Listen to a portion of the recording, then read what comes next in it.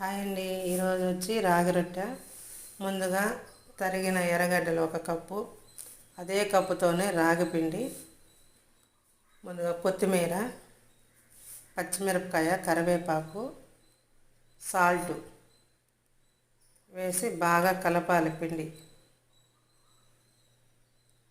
కలిపిన తర్వాత కొద్దిగా నీళ్లు పోసుకోవాలి. నేను ఒకేసారి పోసాను నీళ్ళు, నాకంటే అలవాటు మీద కలిపాను పిండి. బాగా కలిపి పెనం పెట్టి 1 స్పూన్ ఆయిల్ వేసి పిండి ముద్ద అందులో వేసి చెయ్యి తడుపుకొని పలసగా తట్టాలి చేత్తో. లేదు అంటే గుడ్డ మీద తట్టి వేసేయచ్చు. మూత పెట్టి ఒక 5 నిమిషాలు ఉంటే ఒక పక్క కాలుతుంది. మూత తీసి తిరగేసుకోవాలి. అదేవిధంగా ఆ వైపు కూడా కాల్చి ప్లేట్లోకి తీసుకోవాలి.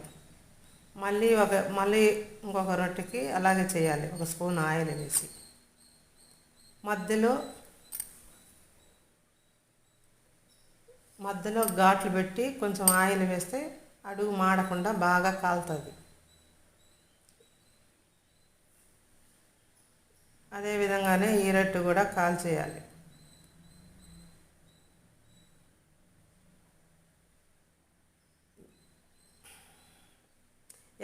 ఎన్ని ఎర్రగడ్డలు వేసుకుంటే అంత మెత్తగా బాగుంటాయి తినడానికి. తక్కువ వేసి ఎక్కువ రాగి పిండి వేస్తే కొంచెం గట్టిగా వస్తాయి. ఇందులో కారం వేసుకొని తింటే బాగుంటుంది. నచ్చితే లైక్ చేయండి, షేర్ చేయండి, సబ్స్క్రైబ్ చేసుకోండి.